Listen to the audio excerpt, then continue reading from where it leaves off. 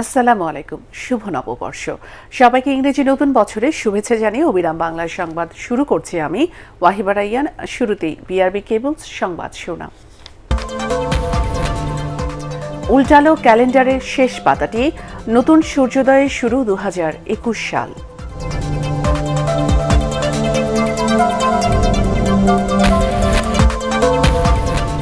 আতশবাজি পুড়িয়ে ফানুস উড়িয়ে রাজধানীতে ইংরেজি নতুন বছরকে বরণ।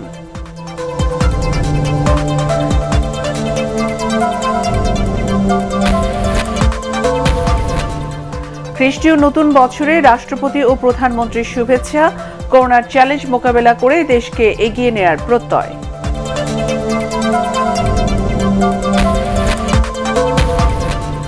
বিদেশগামী কর্মীদের করোনা ফি কমার সুবিধা পাচ্ছেন প্রবাসী কল্যাণ মন্ত্রণালয়ের স্মার্ট কার্ডধারী কর্মীরা।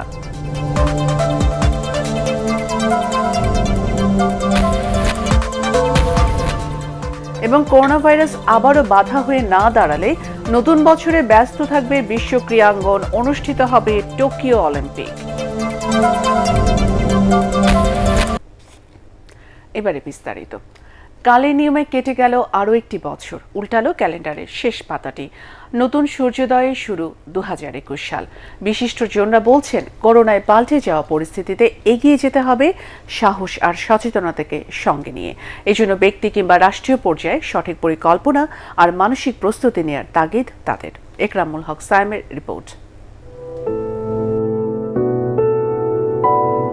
বছরের গোড়া থেকেই অদৃশ্য এক ভাইরাসের সঙ্গে লড়াই। মহামারীর আঘাতে ওলটপালট সবকিছু। সংক্রমণের ভয় ঘরবন্দি করেছে মানুষকে, গেছে বহু মানুষের প্রাণ। তবে সময়ের স্রোতে মহামারীর নানা ঘটনা মাড়িয়ে উকি দিচ্ছে নতুন বছর, নতুন সূর্যোদয়। করোনার মধ্যেও কৃষকের মাঠে আমনের বাম্পার ফলন, পদ্মার বুকে সেতুর কাঠামো কিংবা অর্থনীতির নানা সূচকে শক্তিশালী অবস্থান, নতুন সম্ভাবনায় এগিয়ে যাওয়ার প্রেরণা। যত মৃত্যুই ঘটুক, যত দুর্ঘটনাই ঘটুক, যতই বিপর্যস্ত অবস্থা হোক, পৃথিবী এগিয়ে যাবে, পৃথিবী এগিয়ে যাচ্ছে। এইরকম একটি দেশ পদ্মা সেতুর মতো একটা প্রকল্প বাস্তবায়ন করতে পেরেছে নিজ অর্থে। যে 20টি দেশ করোনাকালে এখন পর্যন্ত ভালো অবস্থা টিকে আছে, তার মধ্যে বাংলাদেশ আছে। সেই দেশের মানুষ তারা যদি আর একটু সুশিক্ষার অধিকারী হয়, আর একটু দেশপ্রেমিক হয় বাংলাদেশে, তাহলে ভয় পাওয়ার কিছু নেই। আমাদের গ্রামীণ অর্থনীতিতে যে বিপর্যয়ের শঙ্কা অর্থনীতিবিদেরা করেছিলেন, সেটি কিন্তু হয়নি। এটির কারণটি হলো আমাদের কৃষক, শ্রমিক, মেহনতি মানুষ, তাদের যে সংগ্রামশীলতা, তারা সমস্ত কিছু অতিক্রম করে এই যে বিপর্যয় কাল বিশ্বব্যাপী, সেটিকে তারা অতিক্রম করেছে। গবেষক ও সাহিত্যিক শামসুজ্জামান খান মনে করেন, নতুন বছরে সবচেয়ে বেশি গুরুত্ব দিতে হবে শিক্ষাকে। আর শিক্ষাবিদ সৌমিত্র শেখরের মতে, বদলে যাওয়া পরিস্থিতিতে প্রত্যেক খাতের জন্যই নিতে হবে টেকসই পরিকল্পনা। যদি জানুয়ারি ফেব্রুয়ারির মধ্যে মানসিক প্রস্তুতিটি আমরা নিয়ে ফেলতে পারি, তাহলে মার্চ থেকে আমরা আশা করি যে নূতন সূর্য আসবে, গ্রীষ্মের সূর্য আসবে। এই গ্রীষ্মের সূর্যের যে আলোকিত অর্থনীতি, শিক্ষা, রাজনীতি, সমাজনীতি, সেটি আমরা করতে পারবো। এবং আমাদের 2021 সাল হবে নূতন করে বাঁচবার সাল। স্কুল কোনো না কোনোভাবে খুলে রাখতে হবে। শিশুদের যে ক্লাসগুলো, সেগুলো স্বাস্থ্যবিধি মেনে চালু করে দেওয়া দরকার। শিশু শিক্ষাই হলো একটি রাষ্ট্রের মৌলিক ভিত্তি। আমি যেটা দেখি, আমাদের মানুষ কিন্তু খুব সাহসী, কোনো বিপদেই তারা ধৈর্য হারায় না। করোনায় যান্ত্রিক সভ্যতা থমকে যাওয়ায় সজীবতা ফিরেছে প্রকৃতিতে। নতুন দিনে প্রাণ আর প্রকৃতি দুটোই দীপ্তমান থাকবে, এমন প্রত্যাশায় শুভ নববর্ষ 2021। একরামুল হক সায়েম, এটিএন বাংলা, ঢাকা। নানা সংকট, শঙ্কা, বিপর্যয় আর আশা নিরাশার দোলাচল শেষে 2021 সালকে বরণ করছে রাজধানীবাসী। তবে করোনার কারণে এবার নগরীর উন্মুক্ত স্থানে ছিল না উদযাপনের কোনো আড়ম্বর। সর্বত্র ছিল নিরাপত্তা বাহিনীর কড়া নজরদারি। আইনশৃঙ্খলা বাহিনীর পক্ষ থেকে আগেই জানানো হয়েছিল 31কে ঘিরে এবার কোনো ধরনের নাশকতার কোনো আশঙ্কা নেই। আপেল মাহমুদের রিপোর্ট। পুরো পুরনো একটি বছর শেষে নতুন বছরের আগমন। ঘড়ির কাঁটা 12টা ছুঁয়ে নতুন মুহূর্তকে বরণ করতে দল বেঁধে কেউ বা পরিবারের ছোট সদস্যদের নিয়েই নেমে এসেছেন রাজপথে। বাধা হতে পারেনি আইন শৃঙ্খলা বাহিনীর নিষেধাজ্ঞা। Happy new year. সবাই করোনা মুক্ত হয়ে সুন্দর এবং সুখের একটা সময় পার করুক 2021-এ, এটাই আমাদের কারণ একমাত্র। তবে করোনার কারণে অন্যান্য বারের তুলনায় এবার ঢাকার চিত্র ছিল ভিন্ন। অধিকাংশ সড়কে জনসমাগম ছিল অনেকটা কম। 31st নাইটকে ঘিরে গুলশান ঢাকা বিশ্ববিদ্যালয়ের চত্বরে ছিল না উদযাপনের কোনো আমেজ, কারণ রাজধানীর সব গুরুত্বপূর্ণ পয়েন্টগুলোতে তৎপর ছিল আইন শৃঙ্খলা বাহিনী। গুলশান, বনানী, হাতিরঝিল, ঢাকা বিশ্ববিদ্যালয়ের চত্বর এলাকায় প্রবেশেও কড়াকড়ি আরোপ করেন তারা। আমরা বললাম আমরা ইউনিভার্সিটি স্টুডেন্ট, আমাদের সাথে আমাদের কার্ড আছে, ওনারা বলতেছে না ঢুকতে দেওয়া হবে না। বিষয়টা আমাদেরকে আগে থেকে অবশ্য জানানো উচিত ছিল, কমপক্ষে কোনো কিছু ঘোষণার দ্বারা। আসলে কিছু বলার নাই ভাই, যদি কিছু বলি তাহলে তো উল্টোপাল্টা হয়ে যাবে, বুঝেন নাই। এদিকে নতুন বছরকে ঘিরে অরাজক পরিস্থিতি সৃষ্টির হুমকি নেই বলে আশ্বস্ত করেন আইন শৃঙ্খলা বাহিনী।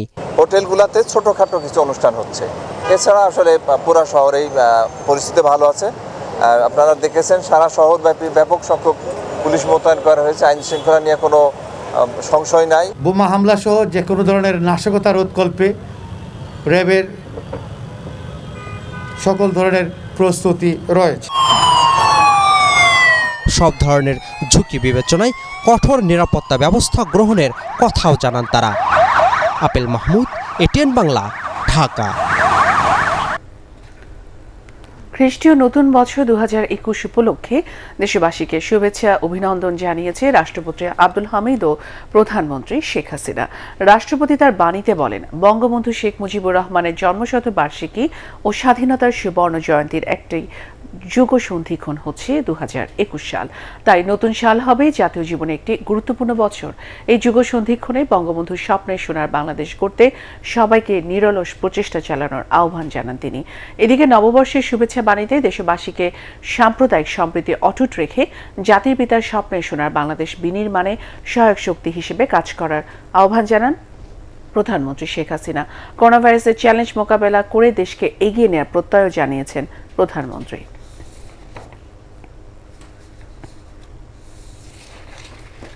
বিদেশগামী কর্মীদের করোনা পরীক্ষার ফি 1500 টাকা থেকে কমিয়ে অবশেষে 300 টাকা করা হয়েছে। তবে কম টাকায় টেস্টের এই সুযোগ নিতে পারবেন তারাই যাদের BMTE স্মার্ট কার্ড আছে। এরই মধ্যে নিয়ম চালু হয়েছে সরকারি বেসরকারি ল্যাবগুলোতে। মহামারীকালে বিদেশগামী কর্মীদের আরও কিছু সুবিধা দেওয়ার কথা জানিয়েছেন প্রবাসী কল্যাণ ও বৈদেশিক কর্মসংস্থান মন্ত্রী ইমরান আহমেদ। শফিকুল ইসলাম শামীমের রিপোর্ট। প্রথমে বিদেশগামীদের জন্য করোনা পরীক্ষার ফি ছিল 3500 টাকা, পরে প্রবাসী কল্যাণ মন্ত্রীর সুপারিশে তা 1500 টাকা করা হয়। করোনার এই দুর্যোগে প্রবাসীদের দুর্দশা নিয়ে এটিএন বাংলায় প্রতিবেদন প্রকাশের পর আগেই তা বিবেচনার আশ্বাস দিয়েছিলেন প্রবাসী কল্যাণ মন্ত্রী। এই অতিরিক্ত খরচটা আমরা কিন্তু নিয়ন্ত্রণে নিয়ে আসতে পারবো।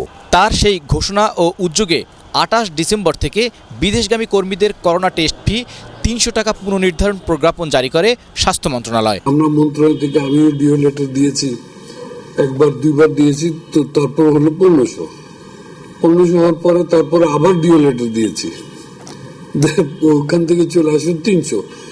কিন্তু আমার কিন্তু চাহিদা এখনো, আমার কিন্তু মনের চাহিদা যেটা হলো এটা কিন্তু 0 হওয়া উচিত। শ্রম অভিবাসন বিশেষজ্ঞরা বলছেন, শুধু টেস্ট ফি কমানো নয়, করোনার টিকা দেওয়ার ক্ষেত্রেও বিদেশগামীদের অগ্রাধিকার দেওয়া উচিত। এতে বিদেশে বাংলাদেশি শ্রমিকদের চাহিদা বাড়বে। এই অ্যাচিভমেন্টের পাশাপাশি মাননীয় মন্ত্রী মহোদয়ের কাছে আমরা দাবি রাখতে চাই, যারা অভিবাসী কর্মীরা এই স্মার্ট কার্ড নিয়ে বিদেশে যাবে তাদেরকে যাতে অগ্রাধিকার ভিত্তিতে করোনার টিকা প্রদান করা হয়, যে দাবিটি আমরা অনেক আগ থেকে করে আসছিলাম। সেই কারণে যদি মাননীয় মন্ত্রী, স্বাস্থ্যমন্ত্রী সহ সংশ্লিষ্ট সকলের সাথে কথা বলে, তাহলে আমাদের এমপ্লয়াররা যারা আছে, যারা কর্মী রিসিভ করবে, যারা কর্মীদেরকে বিদেশে নিবে, সেই এমপ্লয়াররা কিন্তু তারা এক ধরনের স্বস্তি পাবে। এদিকে প্রবাসী কল্যাণ মন্ত্রণালয় বলছে, বিশ্বজুড়ে করোনা মহামারীর মধ্যেও অনেক দেশে বাংলাদেশি কর্মীদের নতুন বাজার তৈরি হয়েছে। শফিকুল ইসলাম শামীম, এটিএন বাংলা, ঢাকা। নারায়ণগঞ্জের তল্লা এলাকায় মসজিদে ভয়াবহ বিস্ফোরণে হতাহতের ঘটনায় পুলিশের দায়ের করা মামলায় 29 জনের বিরুদ্ধে আদালতে চার্জশিট দিয়েছে সিআইডি। এতে প্রধান আসামি করা হয়েছে মসজিদ পরিচালনা কমিটির সভাপতি আব্দুল গফুর মিয়াকে। তবে চার্জশিট থেকে সাময়িক বাদ দেওয়া হয়েছে তিতাস গ্যাসের 8 কর্মকর্তা কর্মচারীকে। বৃহস্পতিবার সন্ধ্যায় নারায়ণগঞ্জের আদালতে এ অভিযোগপত্র দাখিল করে পুলিশের অপরাধ তদন্ত বিভাগ সিআইডির নারায়ণগঞ্জের তদন্ত দল। সিআইডির বিশেষ পুলিশ সুপার জানান, সরকারি বিধিনিষেধ থাকায় তিতাসের অভিযুক্ত 8 কর্মকর্তা কর্মচারীকে আপাতত চার্জশিটে যুক্ত করা না হলেও তাদের মামলায় নাম রয়েছে। সংশ্লিষ্ট দফতরের অনুমোদন পেলে তাদেরকেও আসামি হিসেবে চার্জশিটে যুক্ত করা হবে। গত 4 সেপ্টেম্বর রাতে ফতুল্লার বাইতুস সালাত জামে মসজিদে ভয়াবহ বিস্ফোরণে 34 জনের মৃত্যু হয়, দগ্ধ হয় আরও 15 জন।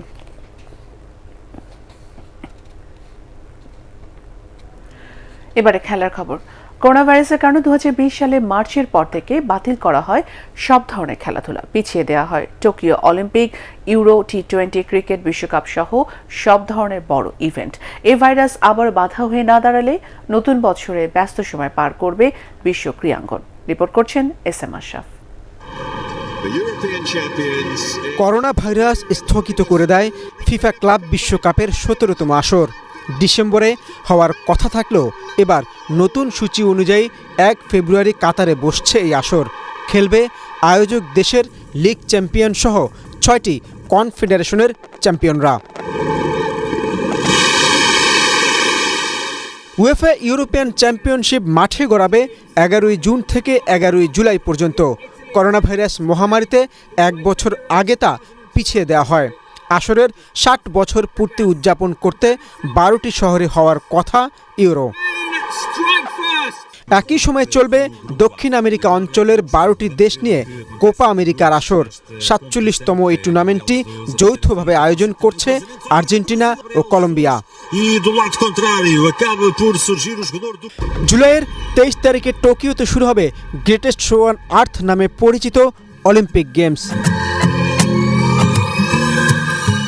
2020 সালে যা পিছিয়ে দেওয়া হয় 1 বছরের জন্য। বাংলাদেশ সহ 206টি দেশের অ্যাথলেটরা 50টি ইভেন্টে অংশ নেবেন। চলবে 8 আগস্ট পর্যন্ত। 26 জুন থেকে 10 জুলাই পর্যন্ত শ্রীলঙ্কায় বসবে মেয়েদের ওয়ানডে ক্রিকেট বিশ্বকাপের বাছাই পর্ব। সেরা 2-এ থাকলে 2022 সালে নিউজিল্যান্ডে মূল আসরে খেলার সুযোগ পাবেন সালমা জাহানারারা। 2021 অক্টোবর নভেম্বরে ভারতে অনুষ্ঠিত হবে ছেলেদের টি20 বিশ্বকাপ। অংশ নিবে 16টি দেশ।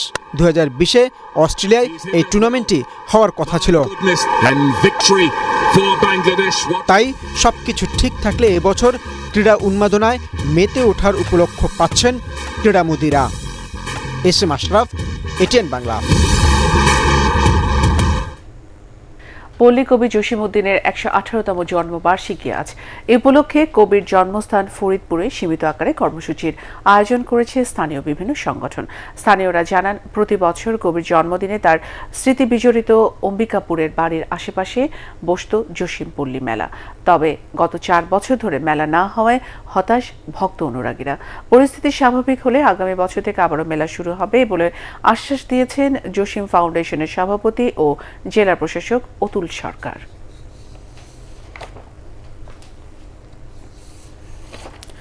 কবিবাড়িতে এসেছি, অনেক মজা লেগেছে, অনেক সুন্দর সুন্দর কবিতা পড়েছি, আমার অনেক ভালো লেগেছে। এটা যদি আর একটু সাজানো গোছানো যাইতো, যেমন হচ্ছে ময়লা আবর্জনা বা হচ্ছে ইয়েগুলা, তাহলে আরো বেশি ভালো লাগতো। জসিম মেলা বন্ধ হয়ে গিয়েছে, যেটা ফরিদপুরের একটা অনেক বড় ঐতিহ্য ছিল এবং প্রায় দীর্ঘ 1 মাস যাবত এই মেলাটা চলতো। আমাদের পরিকল্পনা ছিল এই বছর আমরা জসিম মেলাটি আবার শুরু করব, কিন্তু বৈশ্বিক দুর্যোগ কোভিড-19-এর কারণে এটি এই পর্যায়ে সম্ভব হচ্ছে না। যদি কোভিড-19 পরিস্থিতিটি স্বাভাবিক হয়ে আসে তাহলে হয়তো আমরা আগামী বছরই সুবিধাজনক কোনো সময়ে জসিম মেলাও এখানে অনুষ্ঠিত করব। খাগড়াছড়ির মাটিরাঙ্গা উপজেলার রিছাং ঝর্ণার কূপে ডুবে 2 ব্যক্তির মৃত্যু হয়েছে। হেঁটে পাহাড়ে ওঠার সময় পা পিছলে কূপের মধ্যে পড়ে তাদের মৃত্যু হয়। পুলিশ গিয়ে লাশ উদ্ধার করে। নিহতরা হলেন প্রীতম দেবনাথ এবং তপু চন্দ্র দাস।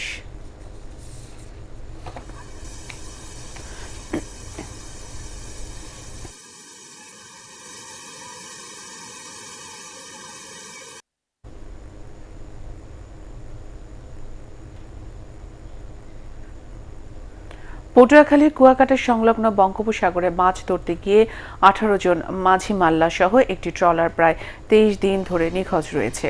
আলিপুর মৎস্য আড়তদার সমবায় কমিটি থেকে জানানো হয়, গত 9 ডিসেম্বর সন্ধ্যায় এফবি আল হাসান নামে ট্রলারটি সাগরে মাছ ধরতে গিয়ে আর ফিরে আসেনি। ধারণা করা হচ্ছে ইঞ্জিন বিকল হয়ে ট্রলারটি ভারত বা মিয়ানমার ভেসে গেছে অথবা ডাকাতদের কবলে পড়েছে। পুলিশ বলছে এ ঘটনায় সাধারণ ডায়েরি করা হয়েছে।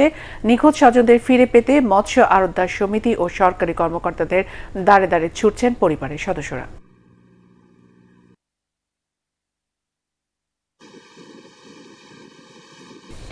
এবারে মেইল ফিডা আন্তর্জাতিক সংবাদ।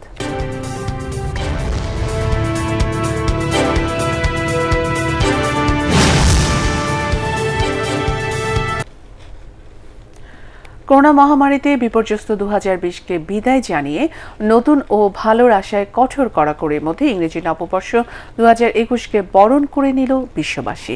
তবে সময়ের কাঁটায় এগিয়ে থাকা কয়েকটি দেশ ও অঞ্চল আগেই ঢুকেছে নতুন ক্যালেন্ডারে। উৎসবে উদ্দীপনায় প্রথম দিকে নতুন বছরকে স্বাগত জানিয়েছে নিউজিল্যান্ড ও অস্ট্রেলিয়া। নিউজিল্যান্ডে করোনায় মৃত্যুর সংখ্যা মাত্র 25। মহামারীকে নিয়ন্ত্রণে রেখে অনেকটা নিরাপদেই নতুন বছরকে বরণ করে নিয়েছেন তারা। অকল্যান্ড শহরের রাস্তাগুলোতে আনন্দ উল্লাসে মেতে ওঠে মানুষ। অস্ট্রেলিয়াও মহামারীতে মৃতের সংখ্যা 1000 ছাড়েনি। ফলে সিডনি ও মেলবোর্নে স্বাভাবিক ব্যস্ততা দেখা গেছে নতুন বছরের বরণকে ঘিরে। সিডনির বিখ্যাত হারবার ব্রিজের আতশবাজি উৎসব ছিল বরাবরের মতোই আকর্ষণীয় ও নান্দনিক। কঠোরতার মধ্যে যুক্তরাষ্ট্রে টাইমস স্কোয়ারে আতশবাজি ঝলকানি ছিল, চলছে অনুষ্ঠান। তবে ইউরোপের বিভিন্ন দেশে নববর্ষ উদযাপনে ভাটা পড়েছে। ফ্রান্সের সংক্রমণ রোধে রাতে কারফিউ ও অতিরিক্ত 1 লাখ পুলিশ মোতায়েন করা হয়েছে। ইংল্যান্ডে বেশি আক্রান্ত স্থানের সবাইকে বাড়িতে নববর্ষ পালনের কথা বলা হলেও অল্প পরিসরে পার্টির অনুমতি ছিল। কম আক্রান্ত এলাকায় ছিল আতশবাজির ঝলকানি। নববর্ষে পালিত হয়েছে থাইল্যান্ড, দুবাই সহ বিশ্বের অন্যান্য দেশেও। তবে চীন, জাপান ও ভারতে ছিল কঠোর কড়াকড়ি ও কারফিউ।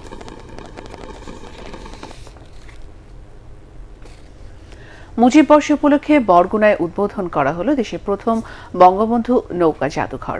জেলা প্রশাসক মোস্তাইন বিল্লাহ জাদুঘরটি উদ্বোধন করেন। সংশ্লিষ্টরা জানান, জেলা প্রশাসক কার্যালয় সংলগ্ন 78% জমিতে নির্মিত জাদুঘরটি দৈর্ঘ্য 165 ফিট এবং প্রস্থ 30 ফিট।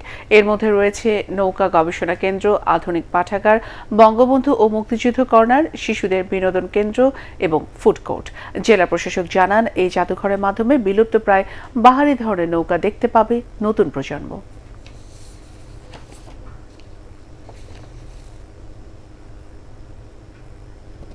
এবারে পার্টেক্স খেলার খবর।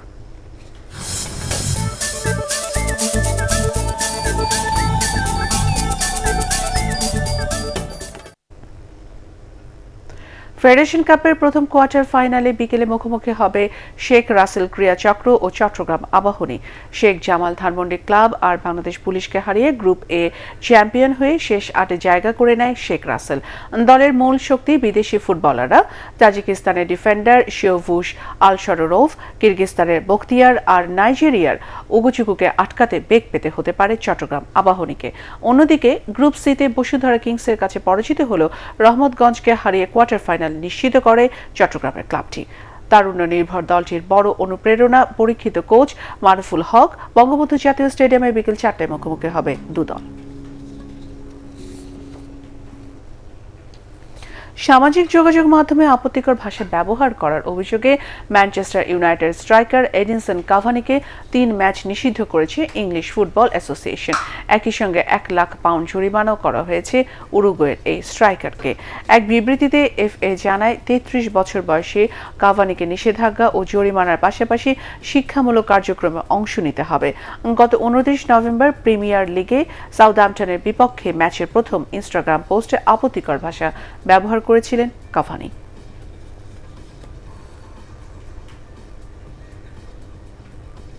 শেষ করার আগে বিআরবি কেবল সংবাদ শিরোনাম আরো একবার। উল্টালো ক্যালেন্ডারের শেষ পাতা, নতুন সূর্যোদয়ের শুরু 2021 সাল।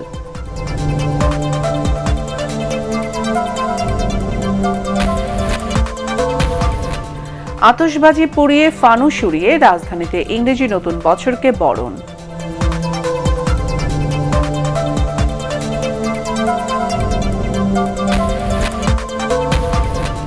খ্রিস্টীয় নতুন বছরে রাষ্ট্রপতি ও প্রধানমন্ত্রীর শুভেচ্ছা, করোনার চ্যালেঞ্জ মোকাবেলা করে দেশকে এগিয়ে নেওয়ার প্রত্যয়।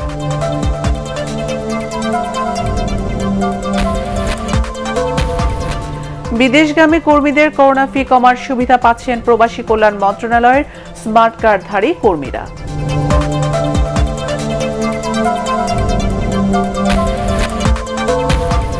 এবং করোনা ভাইরাস আবারও বাধা হয়ে না দাঁড়ালে নতুন বছরে ব্যস্ত থাকবে বিশ্ব ক্রীড়াঙ্গন, অনুষ্ঠিত হবে টোকিও অলিম্পিক।